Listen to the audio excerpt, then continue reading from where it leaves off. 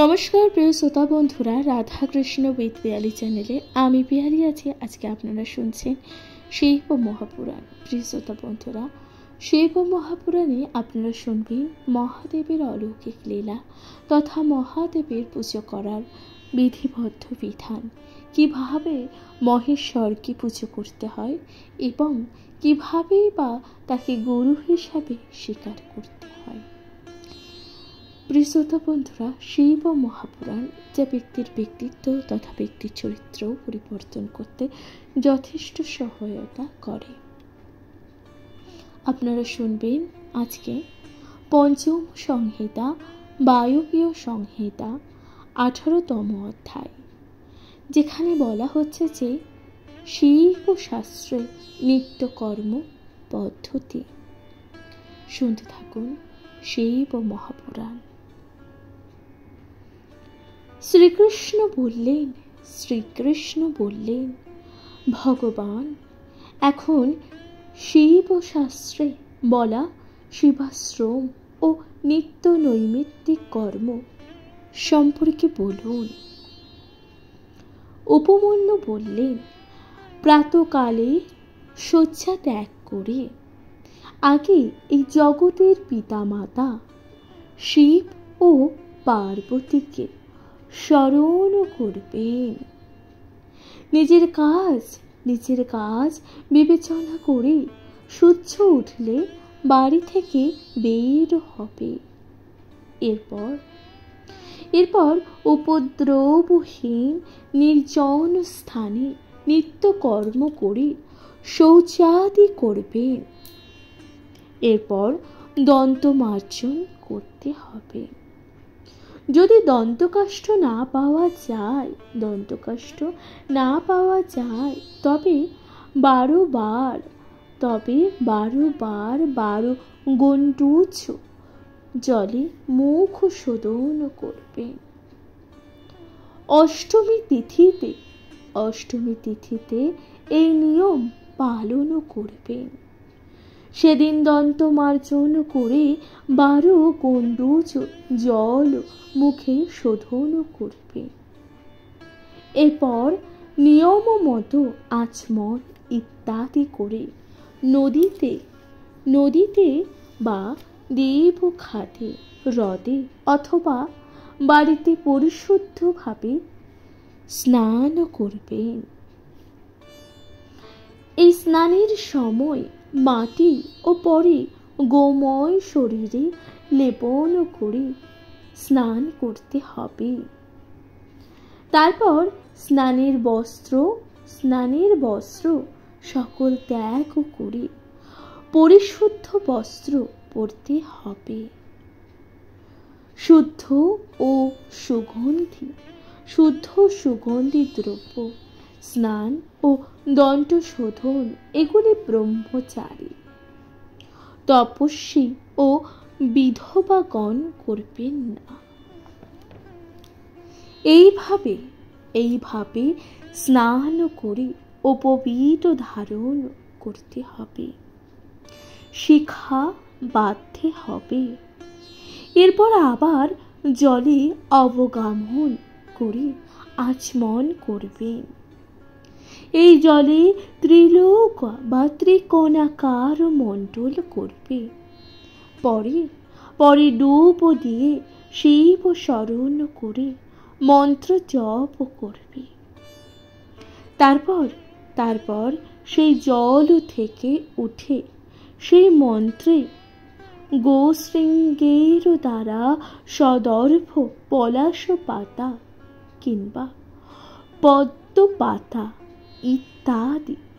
পাতা দ্বারা অথবা নিজের হাতের দ্বারা 3 বার বা 5 বার নিজেকে অভিষিক্ত করবে। গোশৃঙ্গনে সদর্ভেন পলাশেন দলেন বা পদ্মেন বাথ পানি ভাঙ পঞ্চকৃত্যস্তি রেব বা।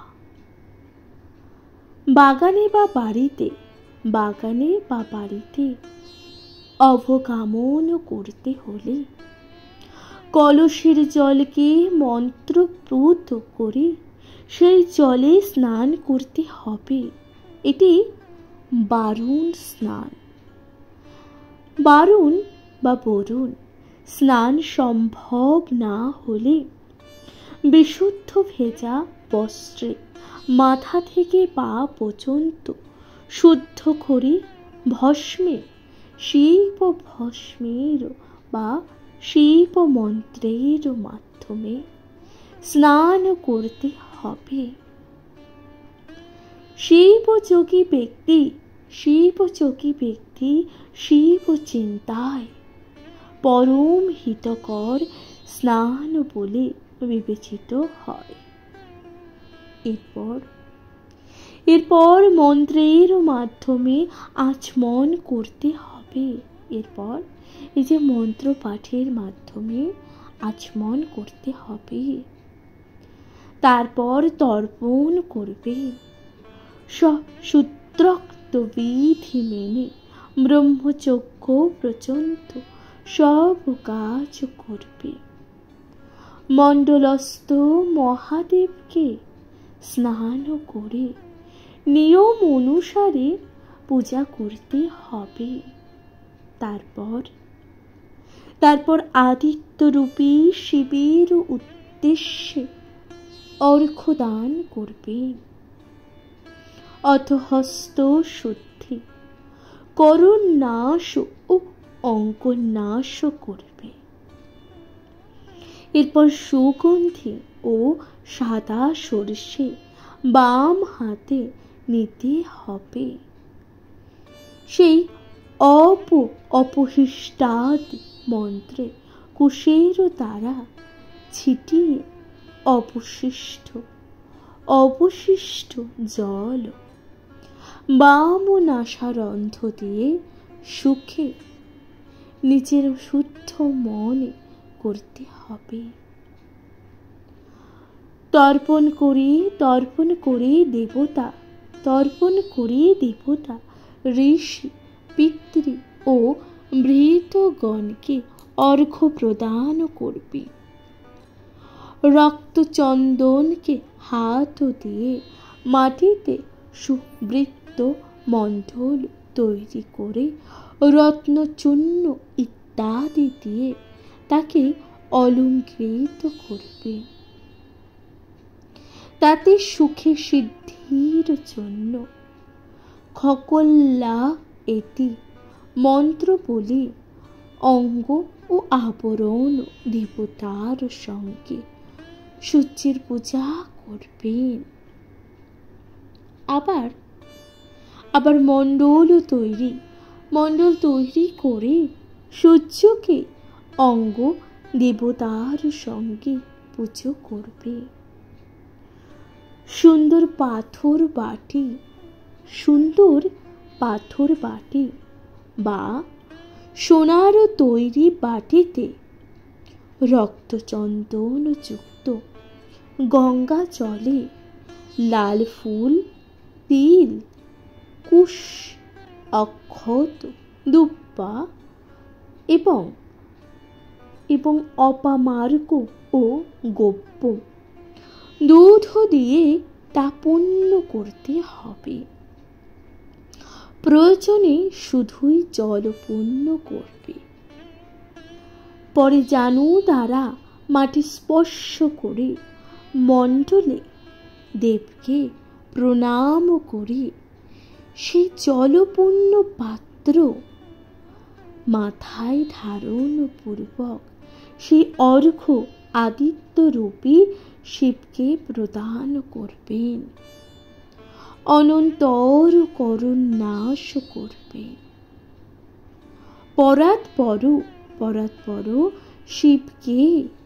পরাৎপর শিবকে ঈশানাদি সদ্য প্রচণ্ড পঞ্চ ব্রহ্মময় রূপে ধ্যান করবে। তারপর শরীরে ভস্ম লেপন করে সেই অঙ্গ স্পর্শ করবেন। মন্ত্রে আদি অন্ত রূপ বিপরীত ক্রম, মাথা মুখ হৃদয় গুহ চরণে ক্রমানুসারে ভস্ম লেপন করে মূল মন্ত্রের দ্বারা সর্বাঙ্গ লেপন করবেন। তারপর অন্ন বস্ত্র পরে 2 বার আচমন করবেন। 11 বার অভিমণ্ডিত জল দ্বারা মুখ প্রক্ষালন করবেন। অন্য এক উত্তরীয় গায়ে দেবেন। আবার 2 বার আচমন করবেন। শিবকে স্মরণ করবেন, আবার করন্যাস করবেন। ভস্ম দিয়ে ত্রিপুণ্ডক আঁকবেন। গঙ্গা জল দিয়ে অবক্র আয়ত সুব্রক্ত ত্রিপুণ্ডক লিখবে। ওই ত্রিপুণ্ডক বৃত্তাকার চতুষ্কোণ বিন্দু অর্ধচন্দ্রাকার যে কোনো ভাবে আঁকবেন। যেরকম ত্রিপুণ্ডক কপালে আঁকবে, সেই রকম ত্রিপুণ্ডক 2 হাতে মাথায় ও 2 স্তনেও আঁকবেন। ভস্ম লেপন ও ত্রিপুণ্ডক আঁকা সমান নয়। সেই জন্যই ভস্ম লেপন না করে কপালে ত্রিপুণ্ডকে আঁকবে। বৃত্তং চ চতুরস্রং বা বিন্দুমেথুন্দমেব বা ললাটে যদৃশং পুণ্ডং লিখিতং ভস্মন্না পোল। গলায় ও হাতে রুদ্রাক্ষ ধারণ করবে। রুদ্রাক্ষ সোনার বর্ণের ও অছিন্ন রুদ্রাক্ষ ধারণের সঙ্গত। ব্রাহ্মণ জাতি অসিত বর্ণ পীত রক্ত ও কালো রুদ্রাক্ষ ধারণ করবে। অভাবে যে কোনো রুদ্রাক্ষই ধারণ করা যাবে। প্রিয় শ্রোতা বন্ধুরা, তাহলে রুদ্রাক্ষ কি ধারণ করতে হবে? যারা ব্রাহ্মণ জাতি অসিত বর্ণ পীত রক্ত ও কালো রুদ্রাক্ষ ধারণ করতে হবে। কিন্তু যদি অর্থভাব থাকে তাহলে যে কোনো রুদ্রাক্ষই ধারণ করা যাবে। তবে উত্তম জাতি যা ধারণ করে, নিম্ন জাতি তা ধারণ করবে না। অশুচি অবস্থায় রুদ্রাক্ষ ধারণ করবেন না। স্নানাদি কার্য সেরে যথাশক্তি পরমেশ্বরের পূজা করবেন। এরপর পূজার স্থানে গিয়ে রুচির আসনে পূর্বমুখ বা উত্তরমুখে বসে দেবদেবীর ধ্যান করবেন। তারপর সসন্নিষেধাদি নকুলেশ্বরী পর্যন্ত গুরুগণকে ও নিজ গুরুকে এবং দেবদেবকে প্রণাম করবেন। তারপর শিব, মহেশ্বর, রুদ্র, বিষ্ণু, পিতামহ, সংসার বুদ্ধ, সর্বজ্ঞ পরমাত্মা এই 8 জনের নাম জপ করতে হবে। অথবা শিব নামে 11 বার বা তার বেশিবার জপ করবেন। রোগ শান্তির জন্য জিহ্বাগ্রে বিরাজমান তেজরাশি চিন্তা করে হাত প্রক্ষালন করবেন। পরে দুই হাতে চন্দন মেখে কর শোধন করে করুণাশ করবেন। তাহলে এই যে কর নাশ অর্থাৎ কর গোনা কিভাবে করতে হবে, দুই হাতে চন্দন মেখে শোধন করে নিয়ে তারপরে করুণাশ করতে হবে। নাশ তিন প্রকার, স্থিতি, উৎপত্তি ও সংহতি। গৃহস্থদের জন্য স্থিতির নাশ, ব্রহ্মচারীদের জন্য উৎপত্তি নাশ, ইয়তি ও বানপ্রস্থ ধর্মা অবলম্বীদের সংহতি নাশ। অঙ্গুষ্ঠ থেকে কনিষ্ঠা পর্যন্ত নাশ করে স্থিতি নাশ। ডান হাতের অঙ্গুষ্ঠ থেকে বাম অঙ্গুষ্ঠ পর্যন্ত যে নাশ তা হল উৎপত্তি নাশ। বাম হাতের অঙ্গুষ্ঠ থেকে ডান হাতের অঙ্গুষ্ঠ পর্যন্ত যে নাশ তা সংহতি নাশ। তাহলে এই যে তিনটি ভাগে নাশকে ভাগ করা হয়েছে এবং তাকে কি তা আপনারা শুনলেন। এই সকল অঙ্গুলি সবিন্দু ন করাতে ক্রম অনুযায়ী নাশ করবে। পরে অনামিকা অঙ্গুলের তলে শিবনাশ করে 10 দিক অস্ত্র অর্থাৎ ফট মন্ত্রে অস্ত্র নাশ করবে। এরপর হৃদয়, কণ্ঠ, তালু, ভ্রূমধ্য, ব্রহ্মরন্ধ্রের আশ্রিত পঞ্চভূত স্বরূপিণী নিবৃত্তাদি পঞ্চকলাকে পঞ্চভূতাধি ধেয় সঙ্গে সেই সকল পঞ্চভূতাধিপতির চিহ্ন সমন্বিত বলে চিন্তা করবে। সেই পঞ্চকলার বীজের ভূত বীজের সঙ্গে গভীর সম্পর্ক আছে একথা ভাববেন। সকল কলার শুদ্ধির জন্য বাক ও প্রাণবায়ু রোধ করে তিনবার পঞ্চাক্ষর মন্ত্র জপ করতে হবে। অর্থাৎ মহাদেবের পঞ্চাক্ষর মন্ত্রকে নমঃ শিবায় জপ করতে হবে। পরে অস্ত্র মুদ্রা রূপ সঙ্গে অস্ত্রে ভূতিগ্রন্থি ছেদন করবে।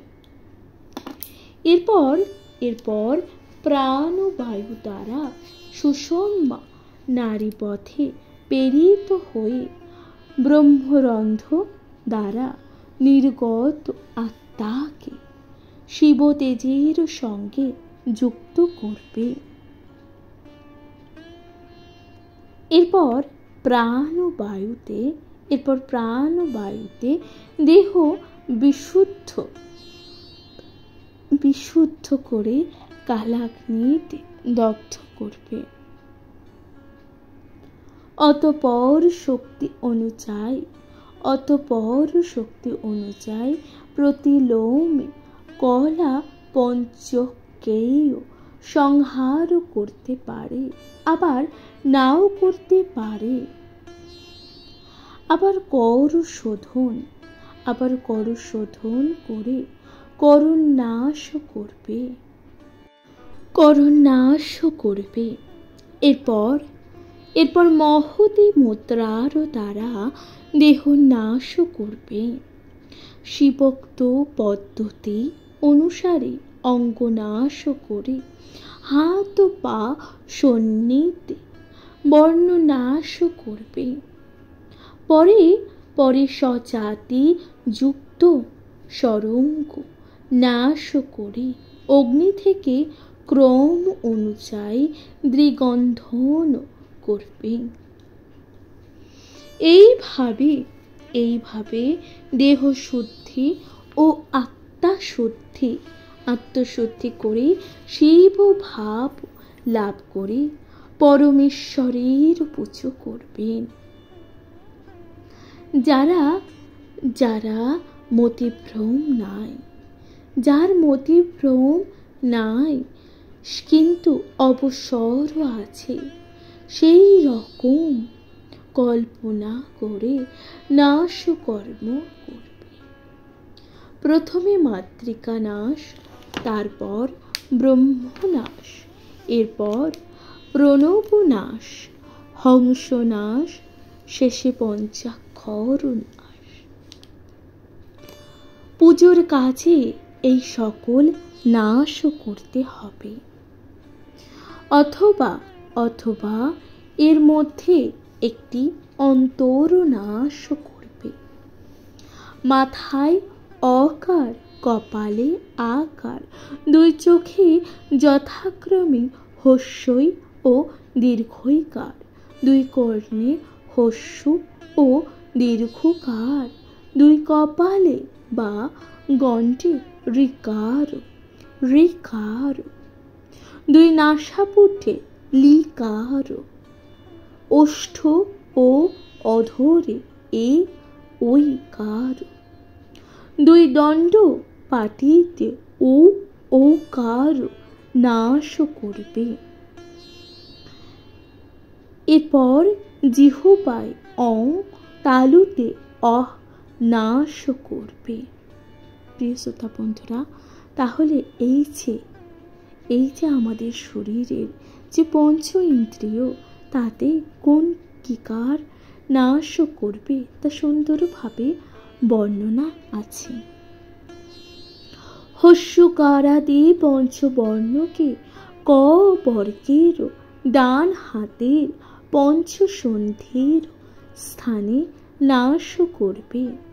একইভাবে চ বর্গের বাম হাতের সন্নিধে, ট বর্গের ডান পায়ের সন্নিধে এবং ত বর্গকে বাম পায়ের সন্নিস্থলে নাশ করবে। প ও ফ এই শরীরের দুই পাশে, ব পৃষ্ঠে, নাভিতে, ভ হৃদয়ে, ম নাশ করবে। তগাধি সপ্ত ধাতুতে যথাক্রমে অন্তঃকারাতি সকারান্ত সপ্তবর্ণ সকলকে নাশ করবে। হৃদয়ে হ ও ভ্রু যুগলের মাঝে ক্ষীয় নাশ করবে।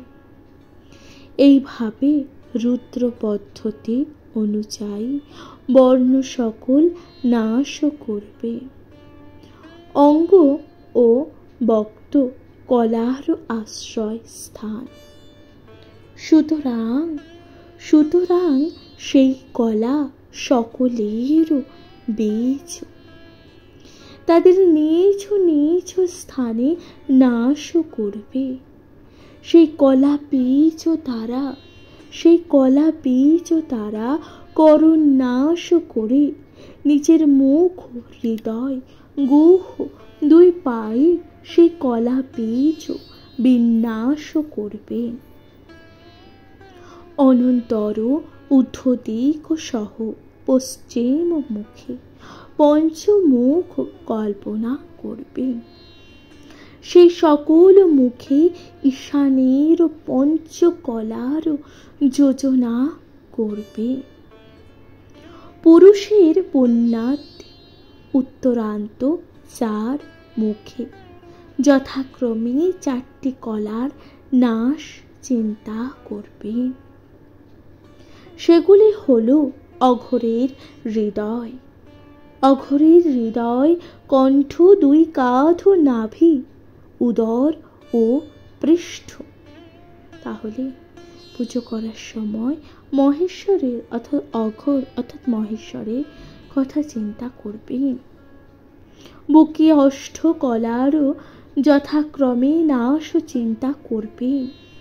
বাম দেবের পায়ু, মৃষ্ঠ, 2 অরু ও 2 জানু, 2 জঙ্ঘা, 2 স্ফীক ও 2 কোটি ও 2 পার্শ্বে 14 কলার ক্রমানুসারে চিন্তা করবেন। পূজা কল্প বৃক্ষ, প্রধান সাধক সদ্য জাতের 2 পা, 2 হাত, নাসিকা ও মাথা, বাহুদ্বয়, অষ্টকলার নাশ কল্পনা করবে। এইভাবে 38 কলার নাশ করবে। তারপর প্রণব নাশ, নাশঙ্ক ব্যক্তি, 2 বাহু, 2 কফ, 2 মণিবন্ধ, 2 পার্শ্ব এবং উদর, উরুময়, জঙ্ঘাময়, পাদদ্বয় এবং পৃষ্ঠে প্রণব নাশ করবেন। তারপর শিব ও শাস্ত্র মেনে হংস নাশ করবে। হংস বীজকেও ভাগ করে প্রথমে নেত্রদ্বয় ও নাসিকাদ্বয় নাশ করবে। পরে আবার ভাগ করে বাহুদ্বয়, নেত্রদ্বয়, মুখ, ললাট, নাসিকাদ্বয়, কক্ষদ্বয়, স্কন্ধদ্বয়, পার্শ্বদ্বয়, স্তন্দদ্বয়, কটিদ্বয়, পাণিদ্বয় ও গুলফদ্বয় নাশ। পরে হৃদয়াদি পঞ্চাঙ্গে হংস নাশ করে আগের নিয়মে পঞ্চাক্ষর নাশ করবে। ওই নাশের ফল হল শিব রূপত্ব। শিব রূপী না হয়ে শিবের স্মরণ, পূজন ও ধ্যান করবেন না।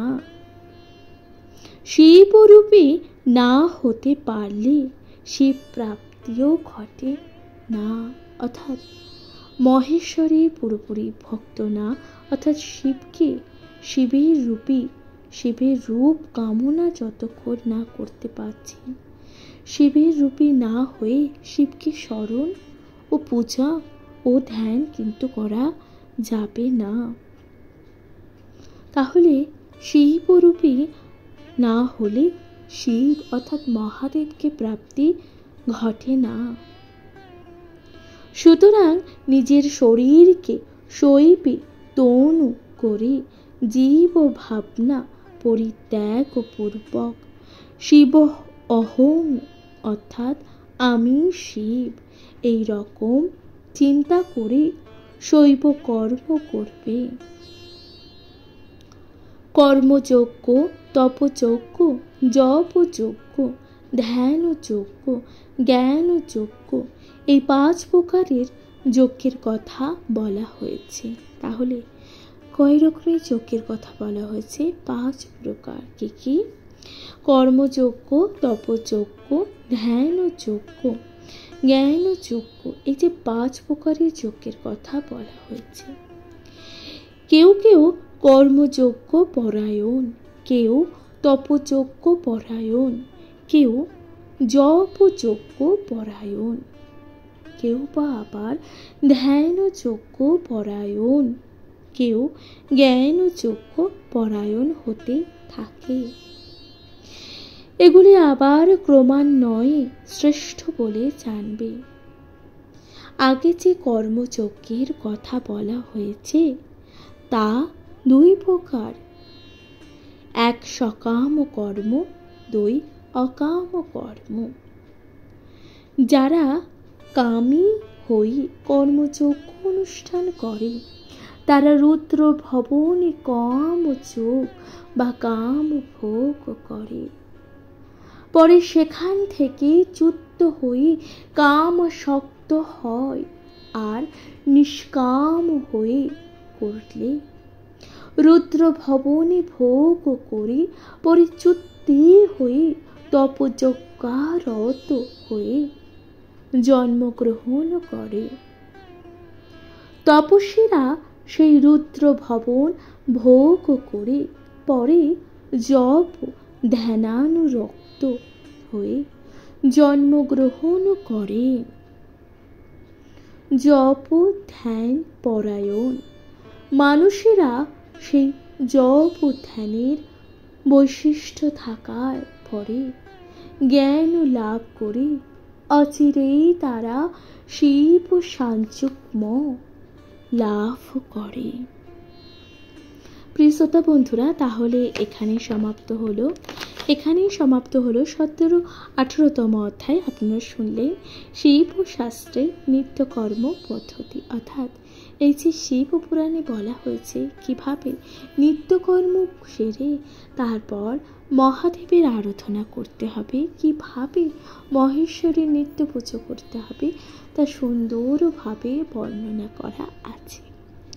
শিব মহাপুরাণ আপনাদের কেমন লাগলো অবশ্যই আপনাদের গুরুত্বপূর্ণ মতামত জানাতে ভুলে যাবেন না। তাহলে আজকের মতো জানাচ্ছি এখানে বিদায়। সকলে ভালো থাকবেন, সুস্থ থাকবেন, তথা শিব মহাপুরাণ অবশ্যই শুনতে থাকবেন। নিজের কাছের মানুষ, প্রিয়জন সকলের সাথে ভাগ করে নিতে ভুলে যাবেন না শিব মহাপুরাণ। কমেন্টে লিখতে ভুলে যাবেন না হর হর মহাদেব। শুনতে থাকবেন শিব মহাপুরাণ। নমস্কার।